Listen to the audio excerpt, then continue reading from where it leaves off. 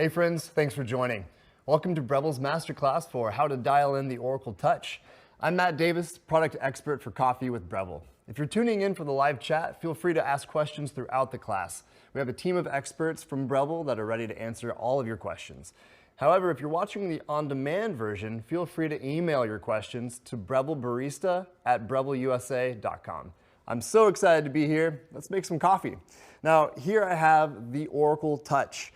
This is our flagship machine and the highest level of automation that we offer. Now, obviously for Breville, automation means something very differently than according to the rest of the market perhaps. So we always have some level of engagement, right? We like to ensure that the consumer is still playing with their coffee. We're big fans of that. So we're always going to have a portafilter and a steam wand. Now, on this machine, we do have an onboard grinder, but something really unique from the rest of our range is the way that the coffee is actually dosed and tamped into the actual portafilter. So we're going to cover a lot today, but the main purpose of today's video is to ensure that every time you approach this machine, you feel comfortable, confident, and should anything change throughout your coffee making journey, you know how to make the adjustments and proceed. So let's talk about dialing in the Oracle Touch. Before we get started, we're going to need some coffee. So let's pop off the lid on our hopper here, and I'm going to grab my vacuum canister. Now, a vacuum canister is a great way to preserve freshness of your coffee. It's not mandatory. You could also just keep it in the bag you bought. However, this helps to ensure that no oxygen is coming into contact with the coffee, and it allows the CO2 that's naturally in the coffee to dissipate at a much slower rate. So when we talk about freshness in coffee, it's a little bit different from most things, right? It's technically a non-perishable item. It doesn't really expire, but what it does have is somewhat of a lifeline. So as soon as coffee is roasted, it's going to slowly start losing its CO2. And CO2 is really what locks in all the character in the coffee. So a vacuum canister is just an extra measure to help that coffee maintain freshness as long as possible. Now, there's a lot of different ways to go about talking about freshness in coffee. So maybe your bag of coffee has a best by date or an expiration date. They all are talking about the same thing, but what we want to look for is coffee that has a roasted date. That's going to give us a lot more transparency into understanding how much life is actually left in the coffee. And when I'm talking about life, I'm really just talking about being able to access everything that the coffee has to offer. On day one, the coffee is at top quality and it's slowly just going to give you less and less. So really it's what you paid for, right? Being able to access everything that the coffee has to offer. So starting with whole bean coffee, that's within about 30 days of roasting, is really the preferable way to start.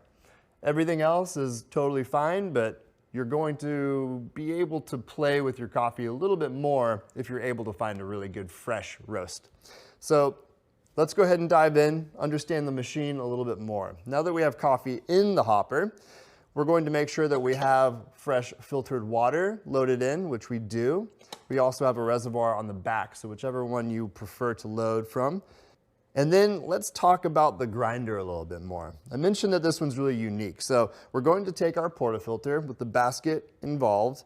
You have two different options for the basket. You have a single and a double. Today we're going to be using the double basket. The single can be used as well. Really the only difference is how much coffee will be going into the actual basket. Now, for this machine, because of the way it works, it's going to automatically dose the coffee for you regardless of which basket you have. We always recommend using between 18 to 22 grams of coffee, and the double basket's going to allow you to do so. The single basket's going to be closer to 10 to 14 grams. Now, when it comes to recipes, when we're talking about espresso, it's just how much coffee and how much water. Now, the industry always guides us with what's preferable, so the recipe we're using, that 18 to 22, does involve the double basket. So that's where we're going to start with. So we're going to take our portafilter and insert at a 45-degree angle and just simply pivot, and you'll hear it click into place. At this point, we need to decide what drink we're going to make. For today, let's say we're feeling a latte. Okay, now we have 3 different stages of the process of making a drink, from grinding to milk. Regardless of which drink you select, you're going to have this same screen, okay? So we need to understand what all of these different selections mean and how to make adjustments. On the left, you see grind. The number below that, right now it says 28, that's your grind setting. So on the left of the machine, we have this dial here. If I start moving that dial, that number will begin to change. So that's simply how big or small, coarse or fine your coffee is. That's really important, and that's really our main job as the home barista, is to ensure that we're making the grind the right size to allow the water to pass through the coffee in the right amount of time. So let's go ahead and grind, and I'll explain to you a little bit more about what's actually happening. So let's go ahead and hit the button.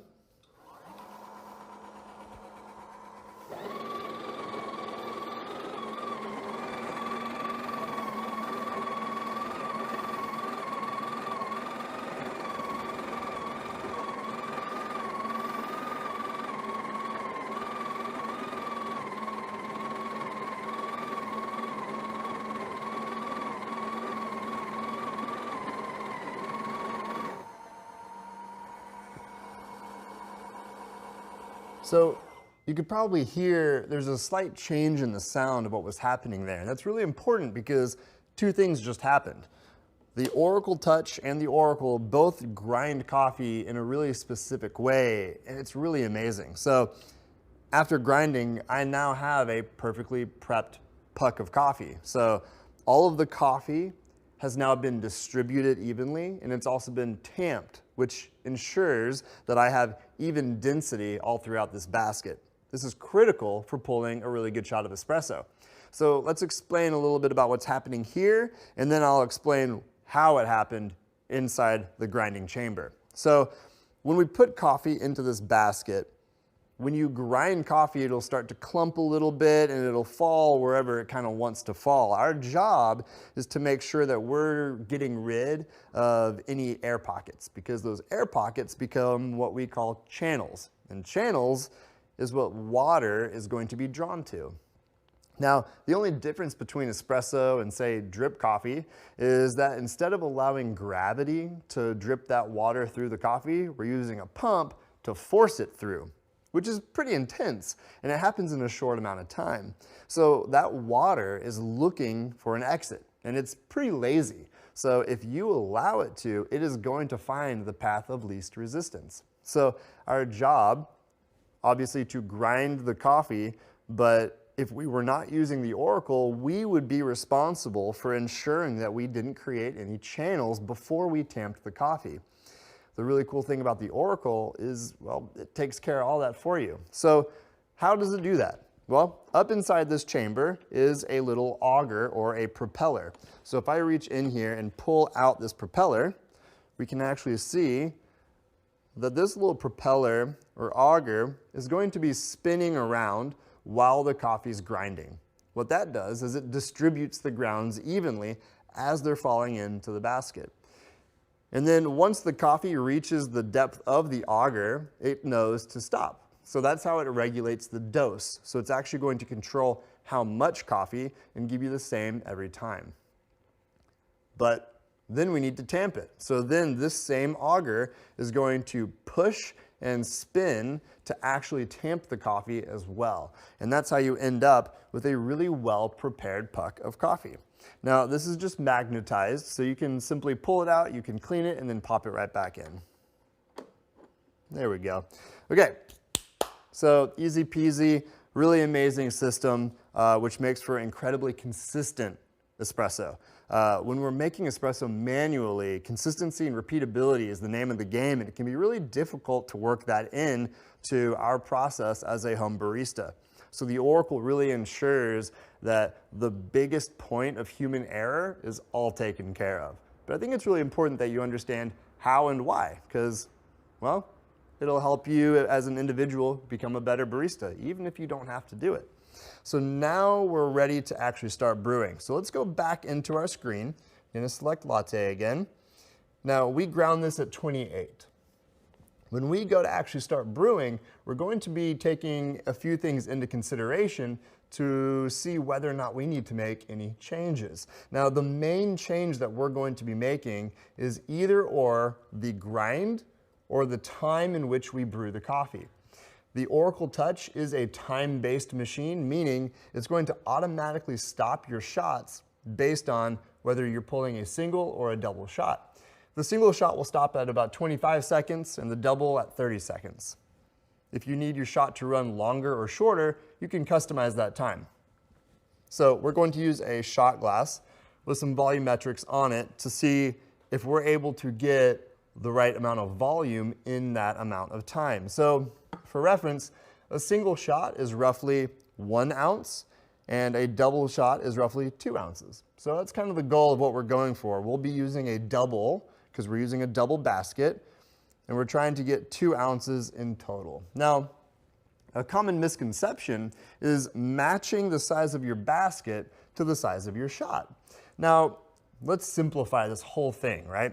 We have baskets that contain different amounts of coffee. So this is your dose, and when it comes to your recipe, you are then responsible for pairing any given amount of coffee to amount of water to further or lesser dilute the coffee.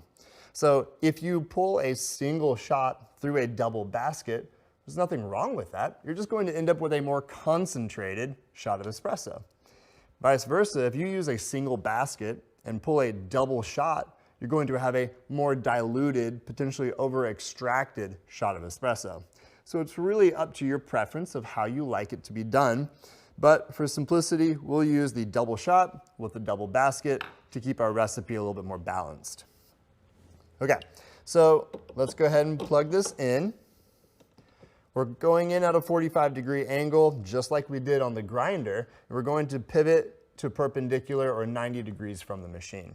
Now, you might feel like you could keep going, just know that you don't need to. As long as you're perpendicular, the machine and the gasket are going to create a seal. It'll also help make that gasket last a little bit longer to not over tighten it. Okay, now we have a couple settings in this middle section that you'll notice. The button in the middle currently says single. We're going to touch that to change it to double. Now I could change it again, and this is what allows me to change custom just the amount of time that the shot brews for.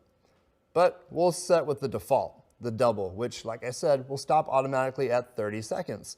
Now, we also have a hot water button. Now, obviously, you could use that to make tea, you could use it to make an Americano, but it's also helpful to know that you can use that to preheat your cup. So if you just simply hit that button, you can add a little bit of hot water to your cup, stop it whenever you want to, and just preheat whatever cup you're using to help keep your espresso really hot. Okay, so now we're all set up. We can hit the brew button, and we can immediately start looking at the time as well as keeping in mind what your shots actually look like as they're flowing through. We want to see the shot start to flow at about 10 seconds, and we want the total volume to be in about that 30-second mark. So this will automatically stop at 30 seconds. So what we want to ensure is that in that 30 seconds, the amount of volume that we wanted is what's produced. So this is pretty close. In 30 seconds, I produced just over 2 ounces. So what am I going to do about that? Well, first off, I'm going to drink it. I never want to just throw away an espresso because I assume it's not good because it didn't fall within some sort of a window. Every coffee is different, and everyone's palate is different. So there's a good chance that you might like a shot that you throw away. So always taste it. Use it as an opportunity to learn more about the coffee you're brewing and more about your own palate and preference. Okay, so I'm going to go ahead and say it's a little over-extracted. I'm not a huge fan of that shot, so what I'm going to do is I'm going to change my grind setting. So I'm going to first knock out this puck. I'm going to wipe out my portafilter. Now, when it comes to cleanup, aside from it being something that you should always be doing throughout the whole process, there's a couple things that you can do to make that process a little bit easier. I always like to have 2 rags on my bar at all times. Currently I have one on my apron, but you could also just have them on your counter. One is going to be dry that you'll use for cleaning your portafilter for coffee. And then another one will be slightly damp that you'll use for your steam wand. Making sure that you have that ready to go before you start will honestly make the whole process so much easier. Additionally, you could have a knock box. You could also use your wastebasket or trash can. Just knowing that it's here on the counter next to me is going to make that whole process a little bit easier.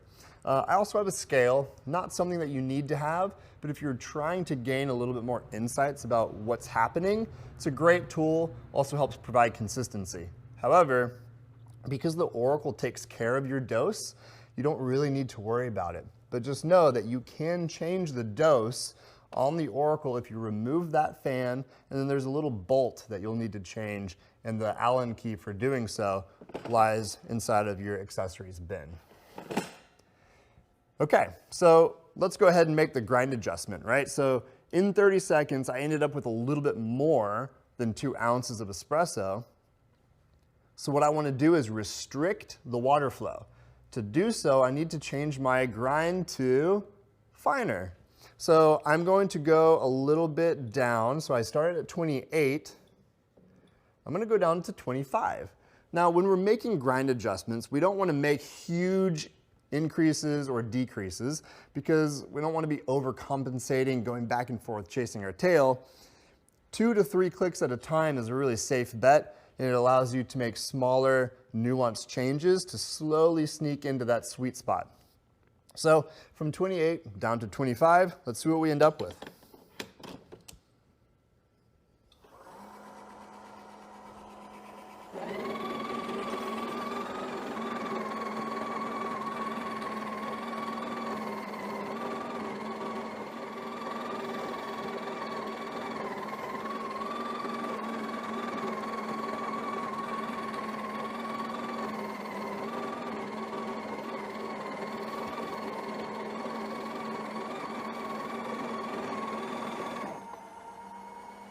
There's that tamping.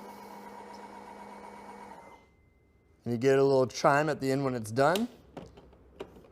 And we are all set, ready to go. All right, so back into the group head. That's what that area is called, where the shower screen releases the water.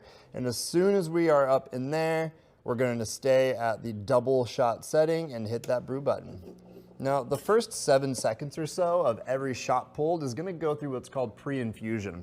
That simply means that we're not introducing the full amount of pressure until the water has met the grounds for just a little bit. It helps to prepare that coffee for full extraction. Now, the flow is already a little bit slower, but not a whole lot.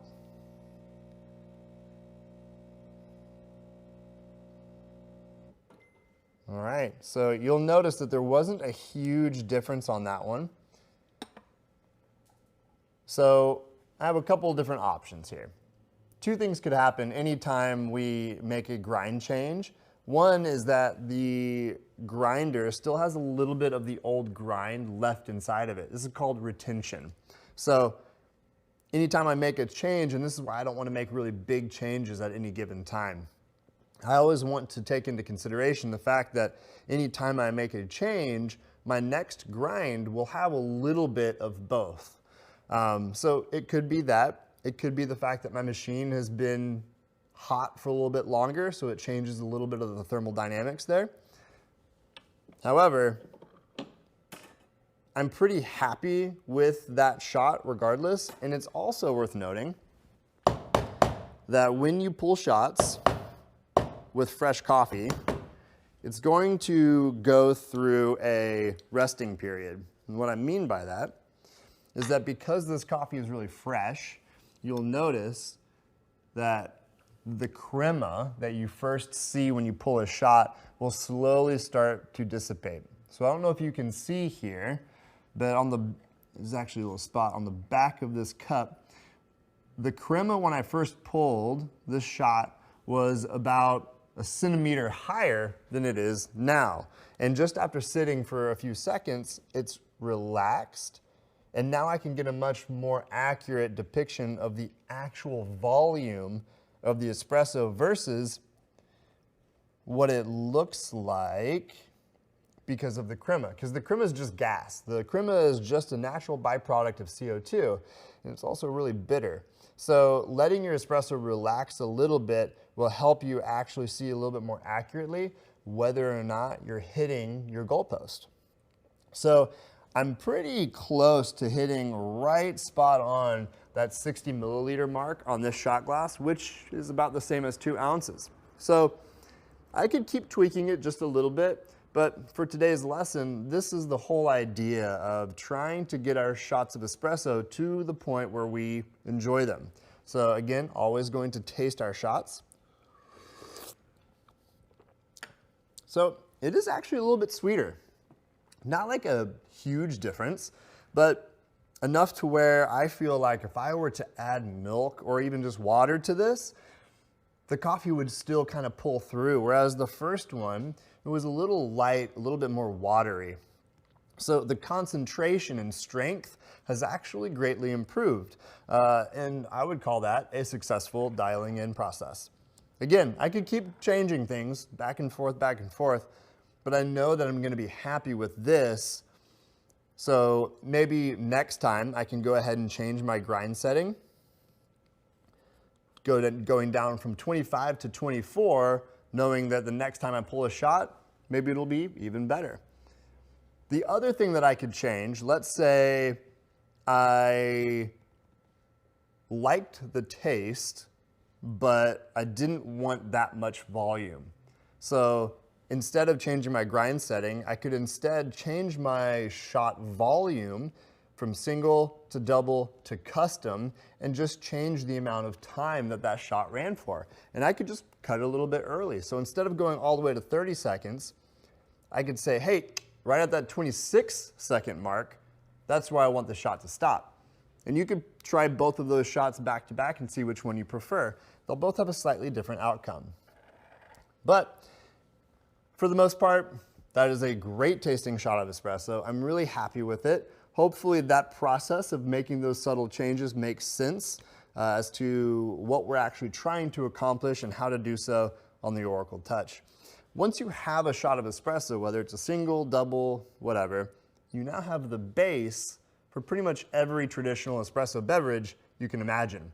Whether you're adding water for an Americano, milk for a cappuccino, latte macchiato, you could ice it, whatever. You have so many options. So take some time, get your espresso tasting great, and then have fun with then adding and layering on top to change it. So speaking of, let's do some milk. Now I'm using whole milk today, but it's completely up to you. Whether you can't drink dairy milk or you just prefer the flavor of an alternative, whether it's almond, oat, soy, whatever, do whatever you prefer. Just know that if you're going back and forth from one or the other, the results might change based on that ingredient, just for expectation's sake. So I'm using whole milk. The really good balance of fats and proteins do tend to create a really nice velvety texture. That's caused by what we call microfoam. And we call it microfoam because you're creating millions of microscopic bubbles instead of really big ones. So let's think of it like fine bubbles versus coarse bubbles. And the drinking experience is just completely different. So the way that the Oracle handles steaming milk is truly remarkable and doesn't really require a whole lot from us as the barista. And as someone who spent years and years perfecting how to steam milk, I'm a little jealous. So this is going to be completely hands-free. I'm simply going to lift up on the steam wand, and you'll notice that at the tip of the steam wand, there's a little what we call a NTC. And this is basically a thermoprobe that's going to very sensitively indicate to the machine the temperature of the milk. So place the thermoprobe or the steam wand into the milk. It doesn't matter where it is, okay? Just find a good resting spot. And then let's refer to the screen. So underneath the milk icon, you'll notice two sections. One for temperature, one for foam, or froth, texture, whatever you want to call it. So if we click on that, we can now change the temperature of our milk in 1 degree increments, right? So if you like your milk at 147 degrees, by all means, go for it. You know what? Let's say 143. I'm going to say that that is my absolute preference. This machine's going to be able to give me that, which is really, really amazing. On the other side, you'll notice your froth setting. Now, this is going to indicate how thick, how viscous that milk is going to end up being because of how much foam we're giving it. We have 9 different settings. So if we want lots of foam or very little foam, and because we selected latte, it's going to give us a default recommended setting. So we can either keep that or we can change it. So I'm going to go with setting 5 right in the middle. And all we need to do at this point is wait for it to reset, and then we can just touch that milk icon and all the magic happens. So the way that the Oracle Touch steams milk is by pulling through what's called a Venturi valve. And the Venturi valve is sucking in air in the environment and pushing it directly into that milk. So normally if I'm manually steaming milk, I have to figure out like the perfect positioning of my steam wand with my milk jug to get air to be pushed into the milk. And if I don't get the timing just right, I'll end up with a different result. The Oracle Touch gives me the exact same product every time, regardless of how many things I happen to be doing at the same time. So I pulled my espresso first. I always like to do coffee first and then milk, because the foam in milk actually settles down faster than your coffee does. Or I could say, I like to do my coffee first because the milk actually changes its consistency before the flavor of my coffee changes while it sits. As soon as I'm done steaming, I'm going to wipe down my steam wand. Make sure we push it down because it's going to automatically clean itself. Now, when it comes to preventative maintenance on any espresso machine, that type of stuff is really critical, so that's one less thing that you need to worry about. Okay, so we have our coffee, we have our milk, let's put them together. So I'm using a slightly larger vessel. I'm going to pour my espresso in. Yes, my crema has dissipated. Again, the quality of the coffee has not changed. It's going to be a little bit cooler, but that's fine. Now, anytime I use this automatic milk steam wand, I still like to give it a little bit of a tap to bust any surface bubbles, and then give it a nice little swirl to reincorporate any foam that I created so it's not just sitting at the top. So once you've done that, and you'll notice this looks like wet paint, like almost no bubbles are visible. It looks incredible. All right, so I'm going to start at a little bit higher up to allow my milk to sink to the bottom. And when I get about halfway, I'm going to stop. I'm going to get really close and increase my pour speed. And just by doing that, I can pour a heart, and then I can learn a little bit more about the technique of latte art and attempt other designs. But what's critical is getting the texture just right. I mean, look at how fine those bubbles are. There's like almost no bubble visible at the top of this drink. It's silky smooth, and what really makes drinks like this stand out, so if you go to a specialty coffee shop that has like a really good barista on, the experience of drinking those beverages is just really different because of the way they actually feel.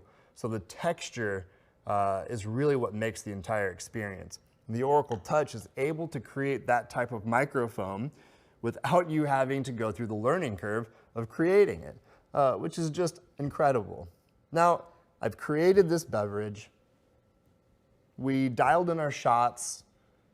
we kind of learned about how to make subtle changes based on what we're seeing, what to look for, and how to customize our milk. Now, if I want to make any more changes, just remember, as soon as you change something, you'll see a little icon at the top of the screen here that looks like a cup with a plus button. Make sure you select that. Refer back to any changes that you made, confirm that they're correct, hit the check mark, choose whatever picture you want as your icon. We'll do the heart because that's what we poured. Then we can name it and save it. So now next time, instead of going to my latte, making all those changes, the machine's gonna remember that for next time so I don't have to. And that, my friends, wraps up how to dial in on the Oracle Touch. I hope you had a blast because I did, and I hope it was really helpful. Thank you so much for joining. We'll see you next time.